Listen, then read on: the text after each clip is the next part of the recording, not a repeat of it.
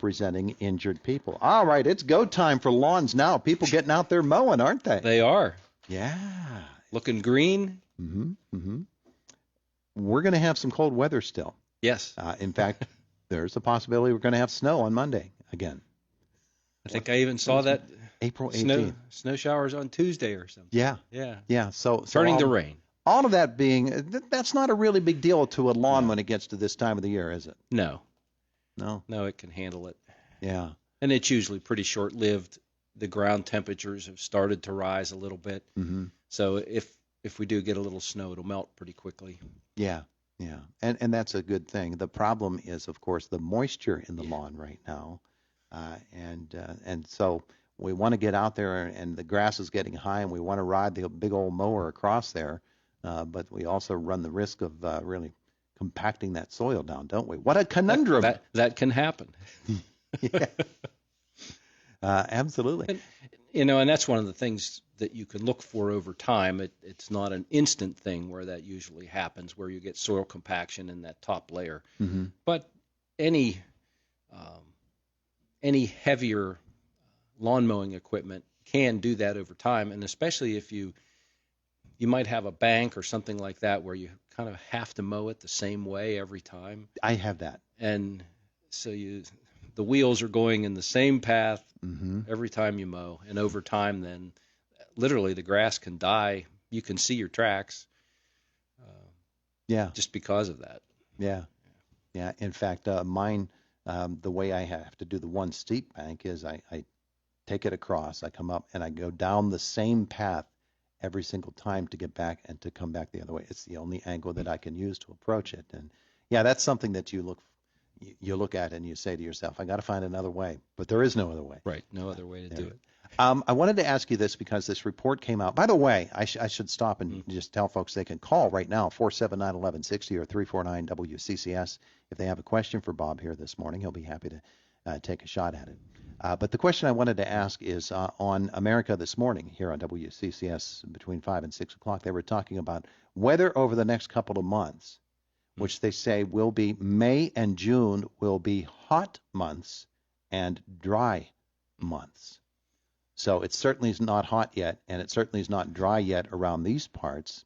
What are some of the things that, knowing that there is the possibility of dry, hot weather coming up for two of the prime months when we're looking for moisture and growing, what are some of the things we can do now in order to either prepare for that or maybe change our plans for what sorts of things that we're planting?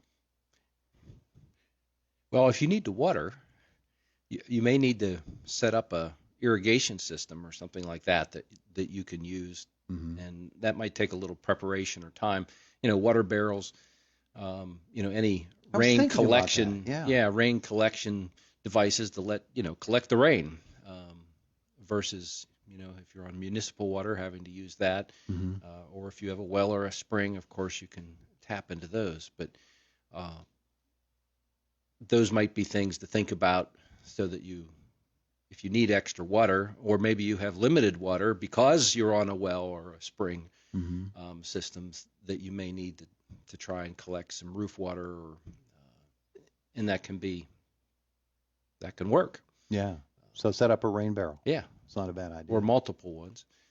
Or some sort of collection system, because that barrel may only hold 30 gallons of water, and depending on how many plants you have, you could go through that pretty quickly. Yeah, that's 2 days. Yeah. So having multiple barrels or a bigger collection tank that those can go into can supply a good amount of water to help you get through those time frames. Yeah. Yeah. And when we get both less rainfall and warmer conditions, then things dry out quicker. So how do we mitigate that a little bit? Mulching can help with that, because we shade the soil so it doesn't dry out as quickly. When we have the soil exposed, or we work the soil and work oxygen into it and fluff it up, then it can dry out quicker than if it's left alone. So no tilling versus tilling. So on a dry year, you might gain by not tilling the soil, only digging a hole big enough to put the plant in, versus working the whole garden, or whole area, because then most of that soil stays intact, and you're not loosening it up to dry out quicker. Let me ask you this about gardens in particular. When you're putting down black plastic as a weed inhibitor, are you also keeping that soil underneath that black plastic a little bit moist by doing so? Or are you, on the other hand, are you drying it out? It's going to dry out quicker because it's black in color and it absorbs the sun rays and creates heat. And that's one of the big reasons we use black plastic or make beds. So two things there. You're making a bed, so you're taking a volume of soil and elevating it so that soil will warm up quicker. Now it can also dry out faster. And then when you put the plastic over it, that also creates heat, so we can warm the soil even faster than just having a raised bed. And so that helps when we're planting early crops to bring that soil temperature up and get those plants going. So those are the advantages of doing that, plus then the weed control factor there, that it suppresses weed growth. But there are some weeds that will grow right up through that plastic. There's thistles, and then of course you make a hole in there to plant a plant, and those weeds just know how to find that light. Yeah. They go to that light and come right up through that hole. But nonetheless, it still helps with that situation. So if you have a system like that, then you need to compensate and be ready to water when it does get warmer and drier. I think one of the things that I like to do when I'm using black plastic is sort of create little channels to where the hole is punched through the plastic for the plant, create little channels so that when the rain comes, it's going to slide right down that channel and into there. Yeah, versus rolling off. Yeah, you'll get water that'll go in the planting hole. Yeah. I don't always do that very well, but I try. But you try to do that. Yeah. In terms of things that you are planting, I'm thinking of ornamental grasses right now that will grow into a nice, beautiful display. Do I want to get those in now when it's rainy and moisty? Yeah, sooner those kinds of things are planted, the better off. The more established they can get before we get into some extremes with either temperature or moisture or the combination of both. Okay. So, let's take a caller here this morning. Good morning. Hi, Todd, Dr. Bob. Good morning. Have a thought. I'm kind of amazed this early in the morning, but that you have a thought. Okay. I use 255-gallon plastic drums to collect rainwater, and I bought them from some fella that was, had an ad in the paper for, I think they were $10 a piece, and so I made a rain barrel out of them and have them poke a couple holes in a downspout or a gutter and collect the water off of a roof that's probably maybe 8 by 15, something like that. And last summer it was pretty dry, and I didn't run out of water. Oh, there you go. Yeah. So that 110 gallons saved me from buying city water for my garden. So, hearty endorsement for the rain barrel there. Yes.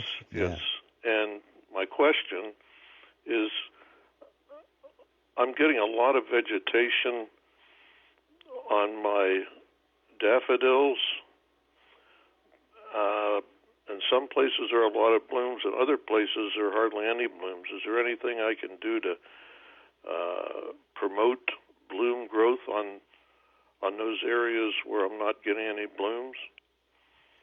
Some of that could relate back to age, how long those have been in the ground and how dense the planting is. Sometimes as those bulb plantings get too dense, then we can have competition there, and they just don't do as well or don't bloom as well. And of course, phosphorus would be a nutrient that will help to promote flowering. So that, if it's needed, could be added. Usually with those, we don't need as much nitrogen, so we might use a 10-20-10 or a 15-30-15, fertilizer like that had phosphorus, more phosphorus than nitrogen or potassium. Right. Okay. And you'll be happy to know, Dave and Bob, that I find that as I age, I don't bloom as often either. Have a great day. Have a great day. It is Indiana in the morning. Running out of our time here with Bob. You have any events coming up or things that we need to know about? There's always events, especially online right now. We're transitioning back into some more face-to-face meetings. We'll have for example, we'll have a commercial fruit growers meeting that will be a twilight meeting out in an orchard, and that'll be coming up on the 11th of May. But there's just a number of things and opportunities online if you can gain access to that. I mean, across the board, a lot of important topics and things from, forest to bugs to runs the gamut. Go Penn State Extension website. Issues. Yes.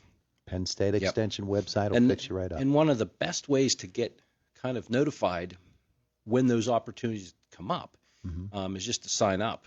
So you can go on there to extension.psu.edu, and you'll get them in sign up, and you select which areas of interest you have. Oh, okay. So if you have an interest in forestry, then they will send you notifications when there's opportunities for various forestry events, etc. Goes across. He's Bob Pollock, Penn State Extension. Thanks. You're welcome. Happy Thank Easter. you. Happy Easter to you as well.